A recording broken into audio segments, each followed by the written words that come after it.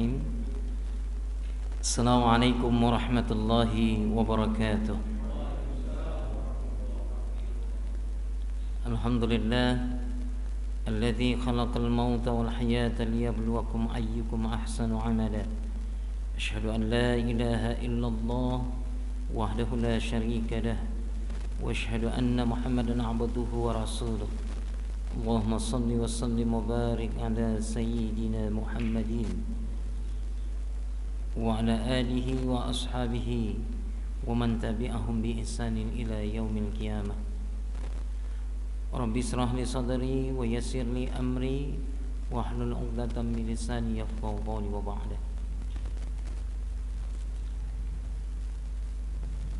Bapak-bapak, ikhwani fillah, jemaah salat maghrib Masjid Khairul Ummah yang insyaallah sama-sama kita dirahmati dan dimuliakan Allah Subhanahu wa taala.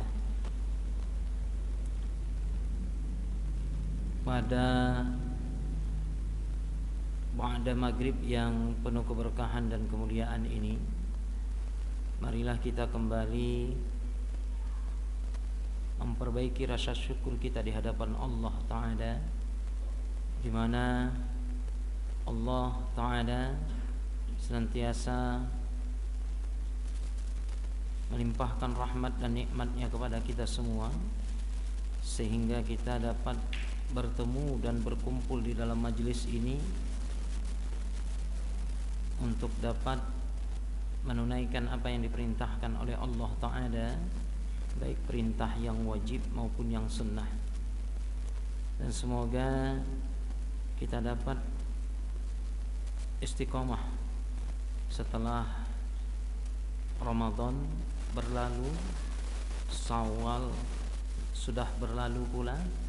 Kita sekarang memasuki penghujung di bulan Dzulqa'dah, dan sebentar lagi kita akan memasuki bulan Dzulhijjah. Kiranya semua fase-fase yang telah kita lalui tersebut membuat kita semakin terlatih untuk dapat menjaga ketaatan kita di hadapan Allah Ta'ala dengan penuh kesabaran, dengan penuh keteguhan.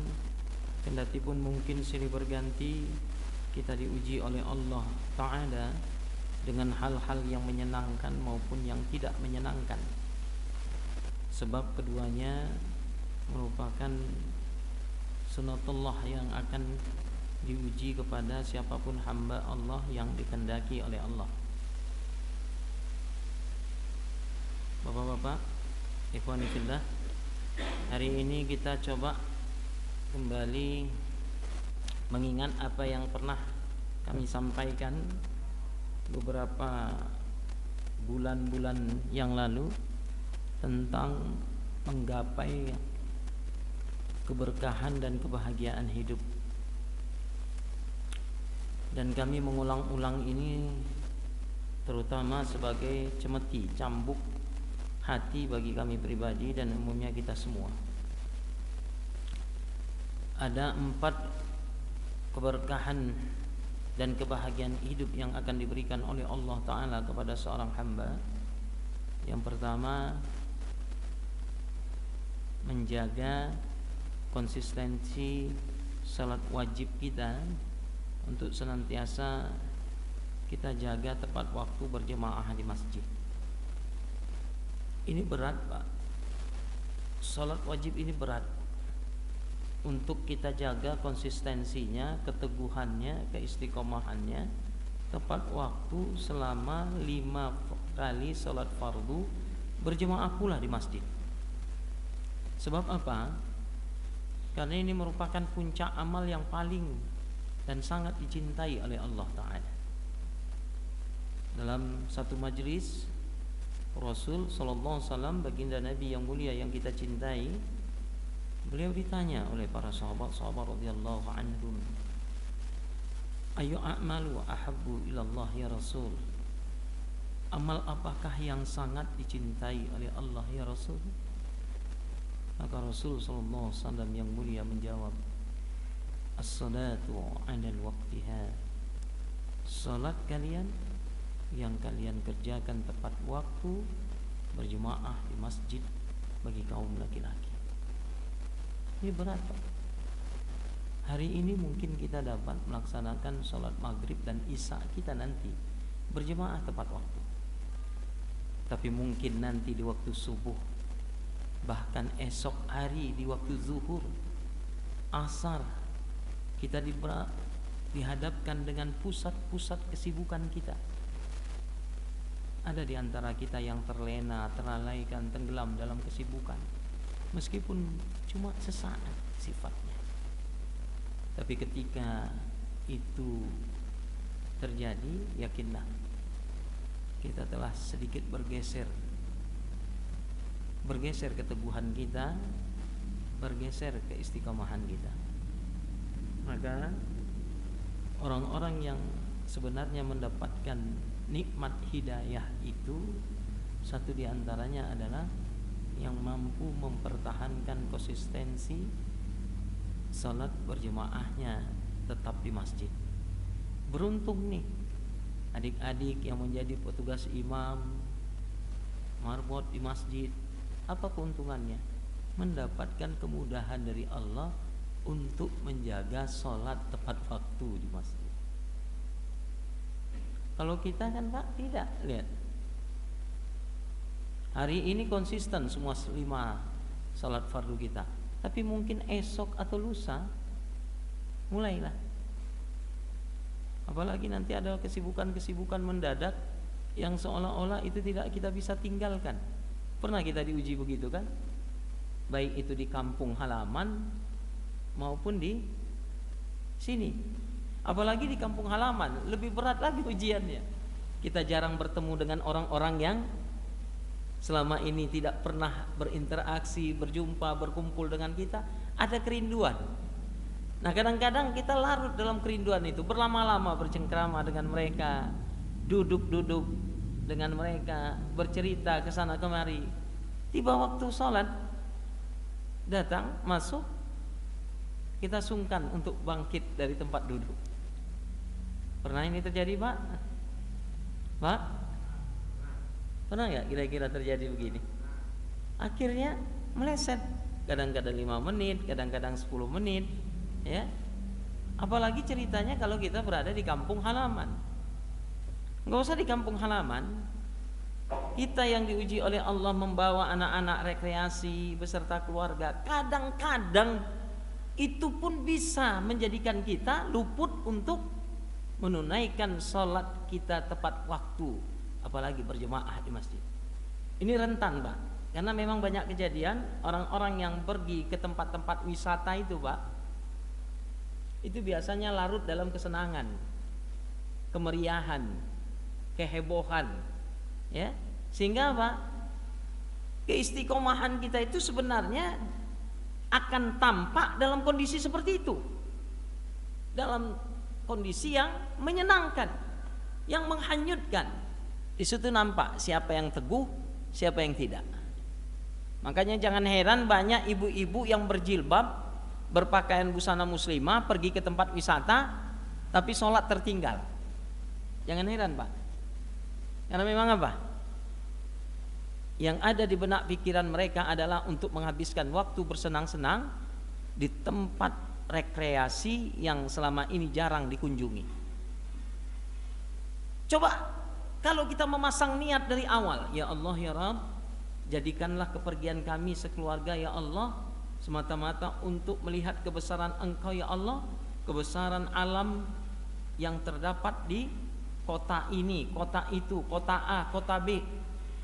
Namun ya Rabb, jangan pernah Engkau lalaikan kami untuk beribadah dengan sebaik mungkin dimanapun kami berada ya Allah. Lindungi kami ya Rabb. Wah itu Pak, sulit Pak, benar. Makanya pantas saja satu jemaah kami itu berpesan sebelum ibunda mereka meninggal. Ibundanya ini memiliki 9 orang anak laki-laki. Pesan yang pertamanya, wahai anak-anakku, kalian laki-laki semua nak, agar Allah menjaga keberkahan hidup kalian, agar Allah menjaga nikmat-nikmat yang telah Allah berikan kepada kalian di dunia ini, jagalah salat kalian tepat waktu dan bersungguh-sungguhlah dalam mempertahankannya. Pantas urutan pertama amalan yang sangat dicintai oleh Allah apa Pak? As-salatu 'alal waqtiha, salat tepat pada waktunya. Kemudian yang kedua, pesan sang ibunda, wahai anak-anakku, sayangi ibu kandung dan ayah kandung kalian, muliakan mereka, hormati mereka, junjung tinggi martabat mereka, serta muliakan pula, sayangi pula ayah dan ibu mertua kalian. Kalau menyayangi ayah, ibu kandung kita, itu ada nilai tuntutan kewajiban yang memang mesti kita lakukan Pak. Tapi jarang orang bisa menyamakan kedudukan ibu kandungnya dengan ibu mertuanya, ayah kandungnya dengan ayah mertuanya. Sebagaimana ia menyayangi ayah kandungnya, begitu pula ia menyayangi ayah mertuanya. Bahkan kalau ada anak-anak yang telah diberikan kelembutan hati oleh Allah, namanya rifqah, sifat lemah lembut yang ditanamkan Allah, dihunjamkan Allah ke dalam kalbu seorang mukmin.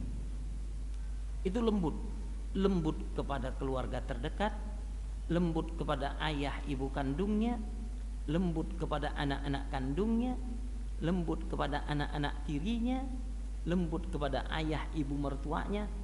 Punya perasaan lembut yang begitu besar Pak. Itu namanya rifqah. Kalau kita sudah punya sifat rifqah, yakinlah, kendati pun kita dizalimi oleh orang lain, Allah akan menggantikan kezaliman itu dengan anugerah yang tidak terhingga, yang kita tidak ketahui dari mana arah datangnya, tidak disangka-sangka. Jadi belajar kita Pak di bulan Dzulqa'dah ini untuk meminta kepada Allah sifat rifqah. Apa rifqah itu Pak? Kelemah lembutan dalam bersikap.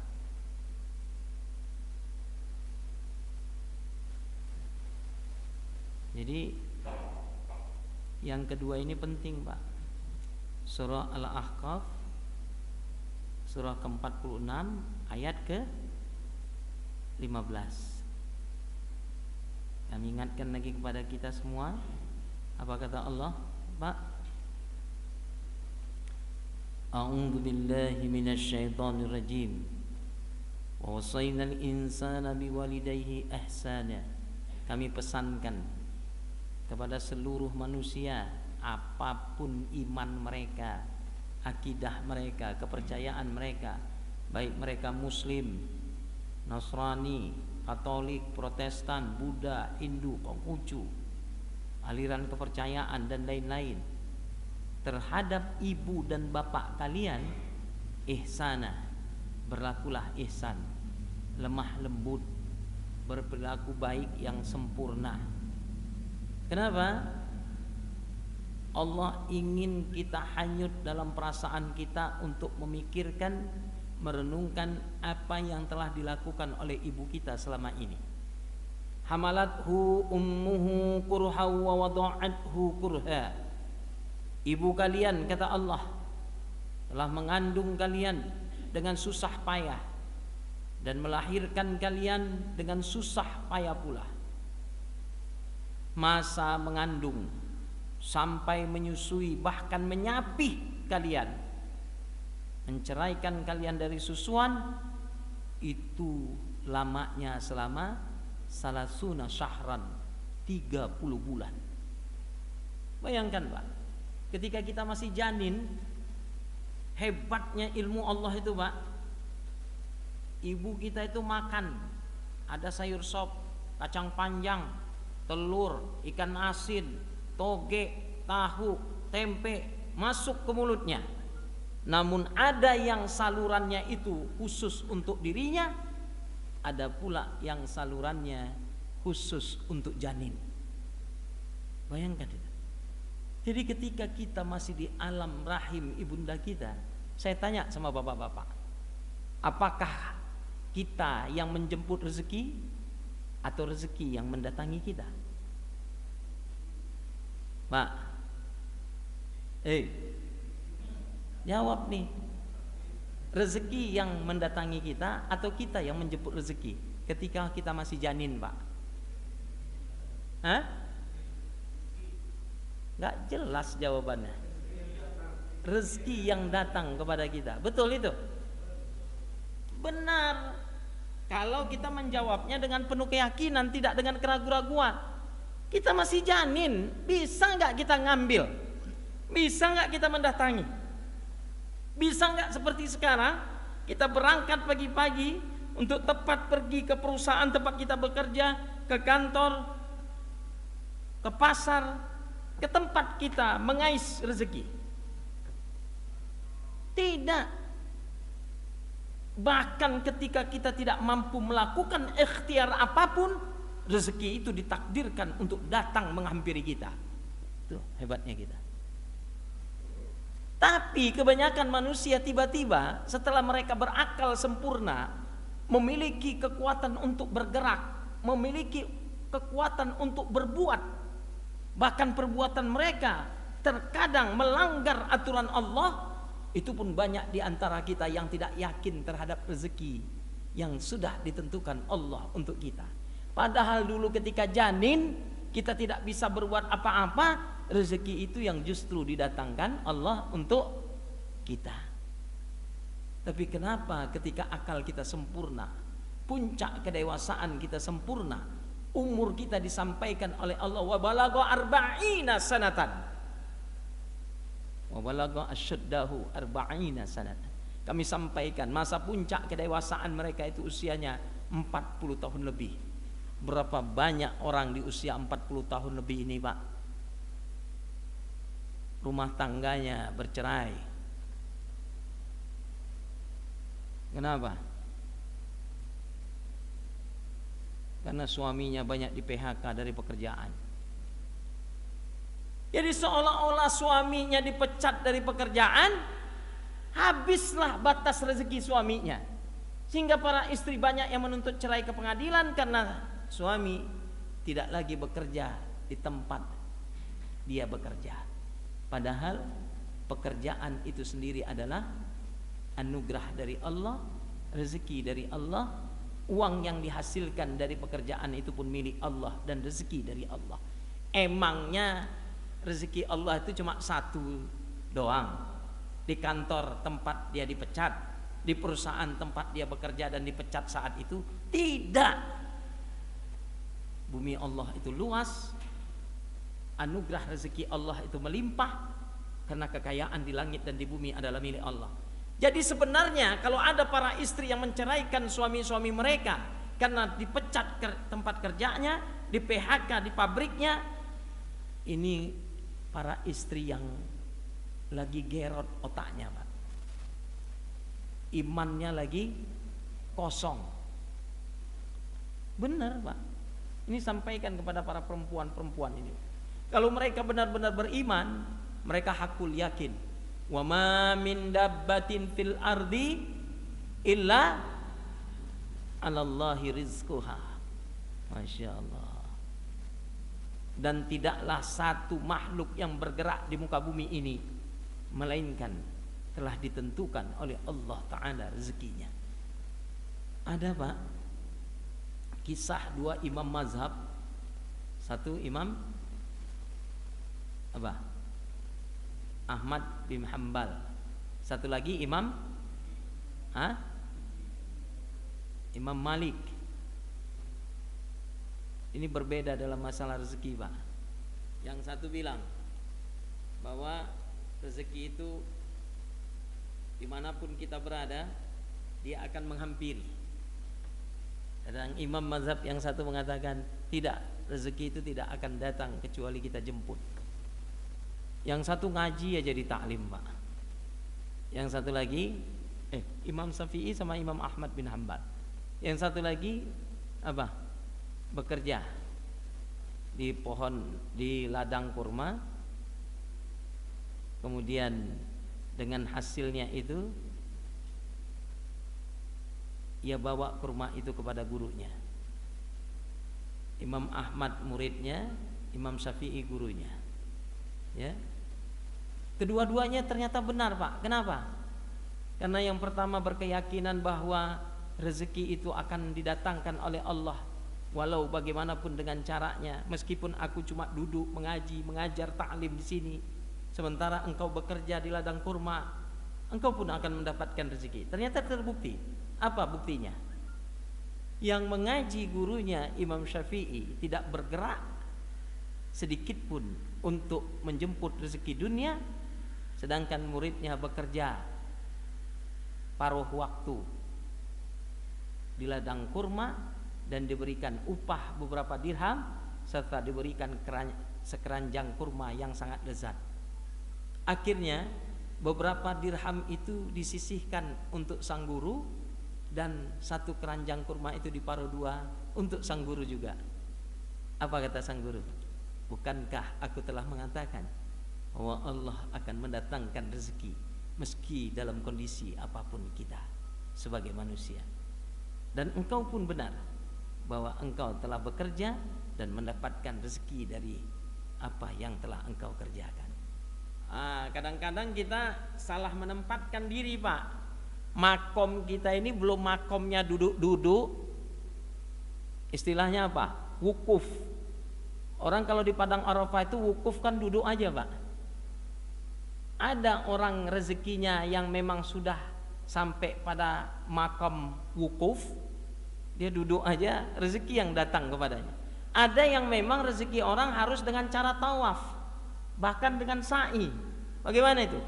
Keliling, lari sana, lari sini, jemput sana, jemput sini, lintang pukang, kepala jadi kaki, kaki jadi kepala. Kalau makamnya baru tawaf dan sa'i, jangan coba-coba berpindah ke makam wukuf. Ya. Akhirnya apa nanti? Bini kelaparan. Anak sengsara, Pak. Kalau apa? Tidak bisa menempatkan makom kita di mana. Makomnya Imam Syafi'i itu kan udah beda, Pak. Hafalan Quran sudah baik. Salat tahajudnya saja, Pak. Satu malam itu pernah ketika berkunjung ke rumah Imam Ahmad bin Hambal, satu malam penuh tidak sholat tahajud. Tapi sebagai gantinya apa?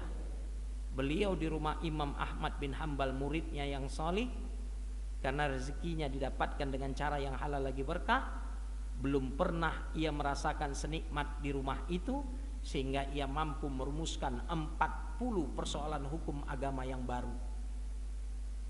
Tahukah bapak-bapak, seorang ulama yang mampu merumuskan satu persoalan agama Allah, urusan agama Allah, satu hukum saja, itu sama setara dibandingkan dengan 100 rakaat tahajud dalam satu malam. Berarti sudah berapa banyak tahajud yang dilakukan oleh Imam Syafi'i nilainya.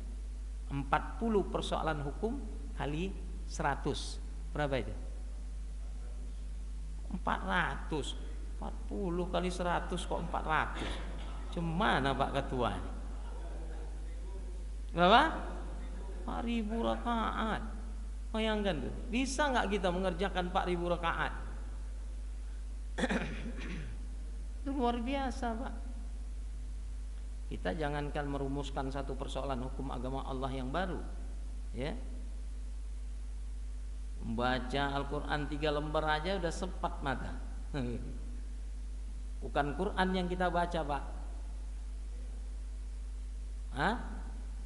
Bukan kita yang membaca Al-Quran, tapi Quran yang meliatin kita. Quran yang ngelongoin kita, Pak, ya. Alias kita terlelap. Coba tes lah. Tes. Kita buat halakoh melingkar, Pak. Masing-masing coba. Hari sudah jam 1:30 malam.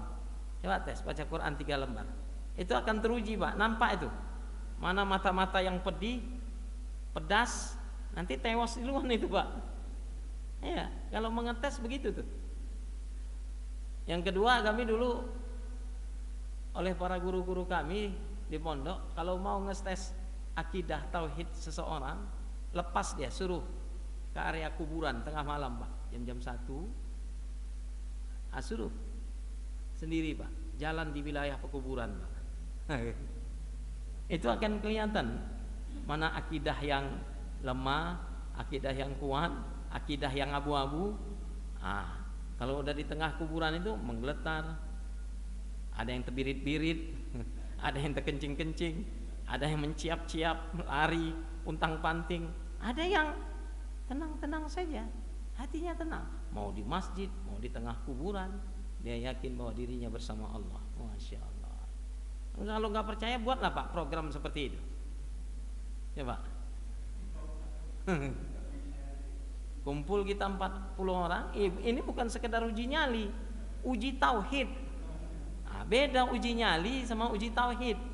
Ini uji tauhid. Kalau uji tauhid itu kan kita bersama Allah, meyakini kebesaran Allah, meliputi baik itu bangsa manusia maupun bangsa jin. Ya, di kuburan itu banyak jin yang ditakdirkan oleh Allah Ta'ala. Mereka bisa malih rupa dalam bentuk rupa yang mereka kendaki. Jadi apa saja rupa mereka itu bisa. Sekarang lihat konten-konten YouTube itu Pak, nggak tengok Bapak? Sangkin demi uangnya, akal sehat manusia sekarang pun dah melenceng Pak. Ya, setan-setan, jin-jin itu Pak didatangi di tempat angker-angker kayak manapun demi kontennya menghasilkan rupiah. Otak pun tumpul udah Pak. Di tempat yang tidak semestinya didatangi Pak, tengah malam. Kadang-kadang jin itu memang berkehendak untuk melakukan penampakan kepada orang-orang yang diinginkannya. Dan Nabi memberikan satu informasi, apabila jin melakukan penampakan, perintah Nabi apa? Falyu'azzin, berazanlah kalian. Ini bukan berazan dia Pak. Ditengok kuntilanak jubahnya merah, ditariknya Pak. Kadang-kadang di tokonya pakai gayung lagi. Ya Allah. Bukan bikin konten begitu Pak. Bayangkan ya. Ada yang bilang settingan dan sebagainya. Ada yang memang melesat kemana-mana. Wallahu a'lam bishawab. Tapi apapun ceritanya, hari ini konten yang di luar nalar logika, di luar dari nalar kewajaran pun dilakukan orang Pak hari ini. Benar Pak. Maka hari ini yakinlah kita bahwa kita hidup di zaman yang sudah memang kerusakannya sempurna. Kerusakannya sempurna Pak. Mana bukti kerusakannya sempurna Pak? Orang tidak malu-malu lagi Pak untuk berbuat semaunya meskipun itu melanggar hukum. Gak malu-malu lagi sekarang Pak. Ya, nggak malu-malu lagi sekarang. Pejabat-pejabat kita itu Pak. Bapak, jangan kira apa yang diperlihatkan di dunia hukum hari ini itu tidak kuasa Allah Pak. Kuasa Allah. Lihat, orang yang ngerti hukum tapi melanggar hukum dan tidak malu-malu membela orang-orang yang nyata-nyata bersalah. Bahkan mereka merasa bangga bisa menyiasati hukum itu Pak. Ini zamannya.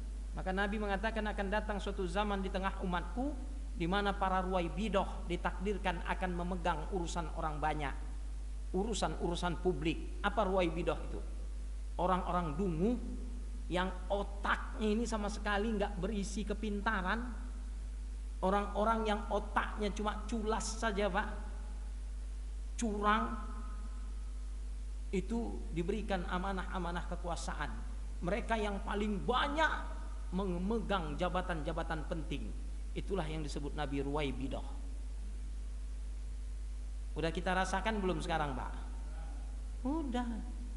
Bentar lagi kita dipimpin sama Kaisang nih nanti Pak. Bapak DKM Masjid kalau nggak buat aliansi untuk menolak sebagaimana Depok menolak Pak. Dulu kan mau jadi wali kota Depok, tapi aliansi masjid, ulama, seluruh elemen-elemen umat Islam dan elemen-elemen masyarakat membuat pernyataan tertulis penolak pencalonannya. Gak berani lagi ke Depok. Bapak-bapak kalau di Bekasin Glohom aja, cuma ngaji aja tapi gak peka dengan urusan seperti ini, gak ada membuat sikap bahwa kami menolak pencalonan putra dari Raja Copet. Iya Pak. Harus berani bapak-bapak. Coba, ada nggak di Khairul Ummah yang sudah buat pernyataan? Sudah santer Pak. Kemarin saya mengisi bulan yang lalu di Ikhwatul Muhajirin. Wah, udah ribut. Udah mau membuat aliansi para RW segala macam. Harus dibuat pernyataan Pak. Orang umat Islamnya delohom aja kita. Gimana? Ya Pak. Baik. Yang berikutnya kita lihat ini Pak, kondisi kita hari ini. Sumatera Barat, tadi subuh saya berikan kajian. Sumatera Barat itu ternyata dari 2017 wakil gubernurnya berkata bahwa angka LGBT yang paling tersebar luas dan banyak jumlahnya itu, baik itu lesbian, gay, bisex, transgender. Transgender itu tahu Pak?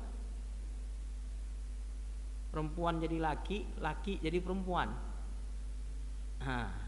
Jadi bencong, jadi waria. Itu ngapain Pak? Melakukan penyimpangan moral, penyimpangan seksual. Bayangkan itu. Coba. Sampai wakil gubernurnya mengatakan bahwa provinsi Sumatera Barat ini paling terbanyak itu ketika tahun 2017 pernyataannya. Sekarang tahun berapa? 2024. Sudah berapa tahun selisihnya? 7 tahun. Akhirnya tanah datar di salah satu kota di Sumatera Barat luluh lantak terkena banjir bandang dan gempa bumi Pak. Rusak kita ini Pak. Sudah pemimpin rusak, ulama rusak, para penegak hukum rusak, apalagi DPR-nya rusak, pengambil keputusan, apalagi semua sudah rusak Pak. Apakah kerusakan ini bisa disempurnakan kembali menjadi keadaan yang aman, menjadi keadaan yang stabil? Bisa Pak, bisa. Allah berikan petunjuknya. Apa petunjuknya? Surah Maryam ayat 60. Illa man taba wa amana wa amila shalihan. Kalau mereka benar-benar memperbaiki iman, bertaubat dengan sebenar-benarnya, dan kemudian mereka memperbanyak amal-amal kebaikan mereka kembali, Allah akan angkat kerusakan-kerusakan itu. Iya Pak. Kalau tidak, tahankanlah kita semuanya. Sebentar lagi macam Serbia menggempur Bosnia, sebentar lagi macam Suriah, sebentar lagi macam Irak kita ini Pak, sebentar lagi kita pun macam Palestina Pak. Iya. Kalau kita tidak bangkit dan melakukan perubahan, yakinlah takkan bisa lagi kita mengaji seperti ini Pak. Gak akan bisa. Yang mengaji cuma sekedar rajin mengaji. Begitu keluar dari masjid, nampak kemungkaran yang kecil saja, gak berani mulut ini negur Pak. Mulut ini gak berani untuk menyampaikan kebenaran di hadapan orang yang melakukan kemungkaran. Apa itu? Banyak di antara tetangga-tetangga kita Pak, yang tak sholat, duduk-duduk di luar. Gak bisa kita dengan santun, dengan lembut, dengan bahasa yang tidak menyinggungnya. Pak,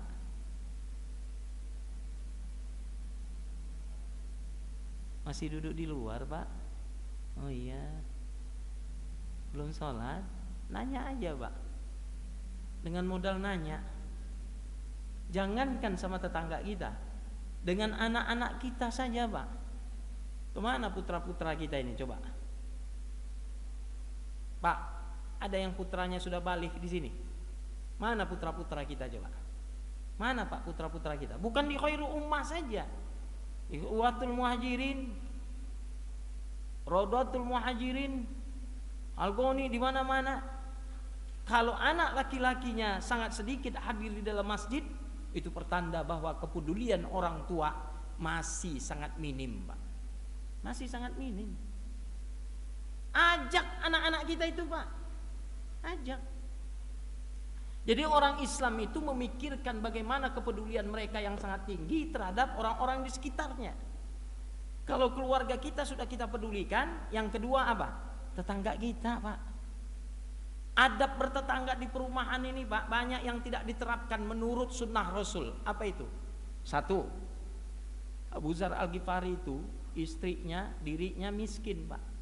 Tapi kendati pun begitu, Rasul pernah menasehati kepada keluarga Abu Dzar Al-Ghifari radhiyallahu anhu. Wahai Abu Dzar, kalau engkau masak, suruh istrimu banyakkan kuahnya. Banyakkan kuahnya, agar tetanggamu jangan sampai mencium bau masakanmu yang sangat menyengat, tapi mereka tidak mendapatkan apapun dari bau masakanmu.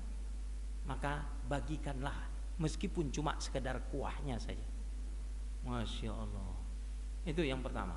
Yang kedua, kata Nabi, kalau seseorang ingin menjual rumah, meninggikan bangunan rumahnya melebihi bangunan tetangganya, maka yang pertama sekali minta izinlah kepada tetanggamu di sebelah.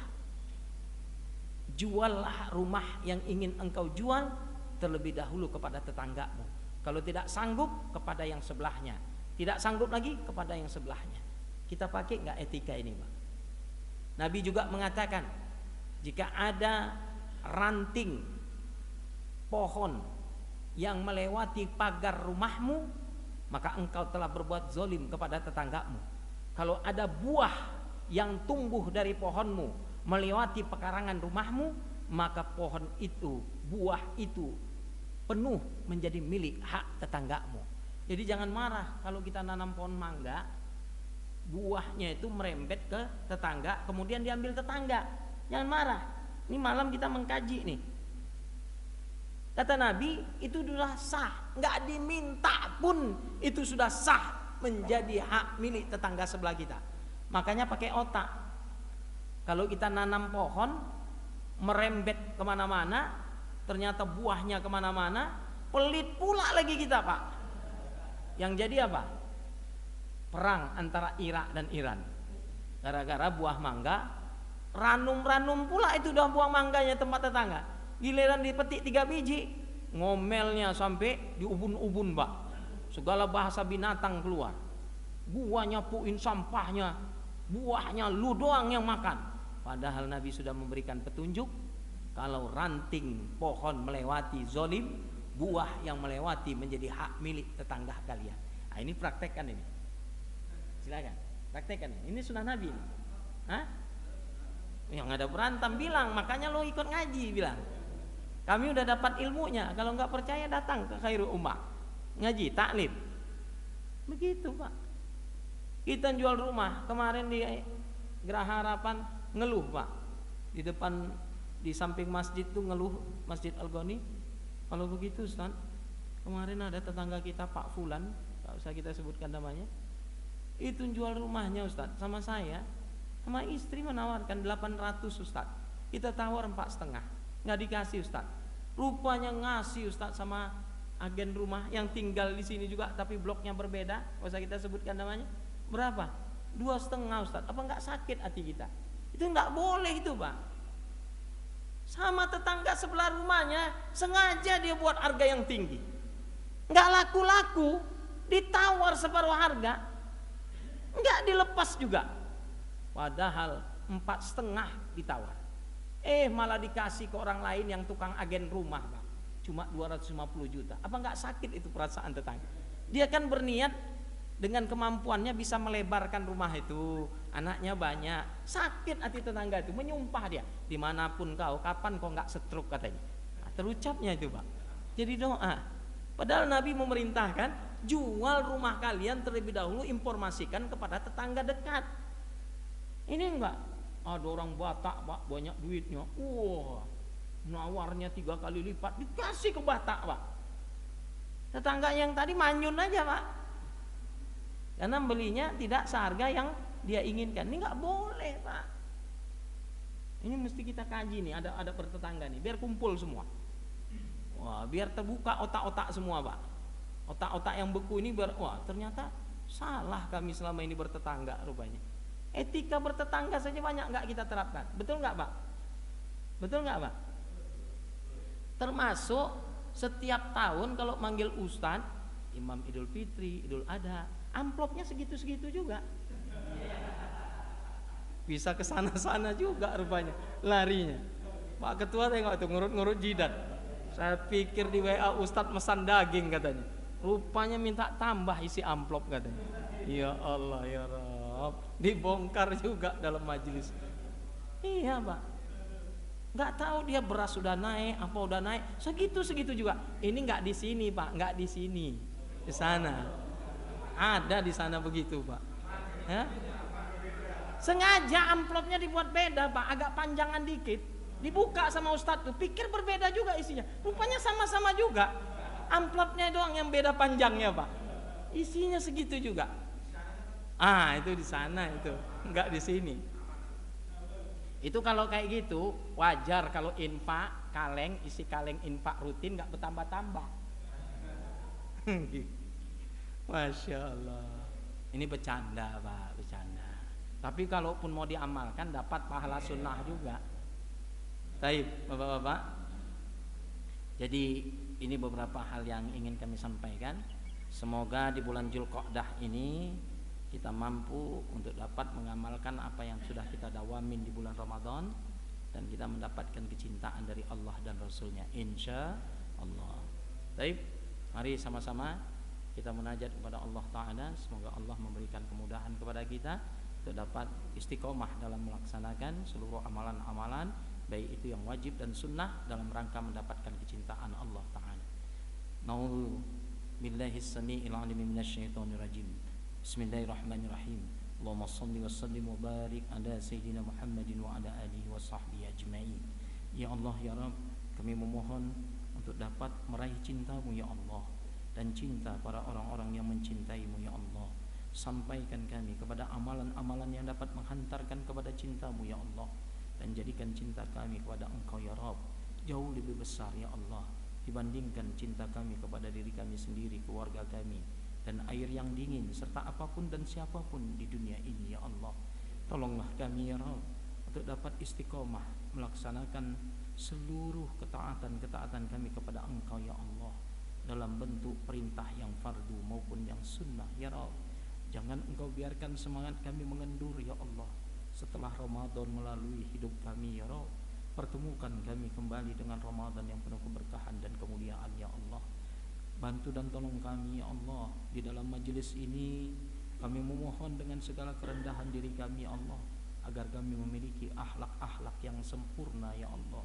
Akhlak kami kepada kedua orang tua kami, akhlak kami kepada saudara-saudara kami mukmin yang lain, akhlak kami dalam bertetangga, akhlak kami dalam memuliakan guru dan ulama-ulama kami ya Allah, akhlak kami ya Allah dalam menyantuni, menyayangi orang-orang di sekitar kami ya Allah. Bantu kami untuk dapat menegakkan amar ma'ruf nahi mungkar sesuai dengan kemampuan kami yang maksimal ya Allah. Rabbana atina fid dunya hasanah fil akhirati hasanah wa qina adzabannar. Subhanakallahumma wa bihamdika asyhadu an la ilaha illa anta nastaghfiruka wa natubu ilaik. Subhana rabbika rabbil izzati amma yasifun, salamun alal mursalin, alhamdulillahi rabbil alamin.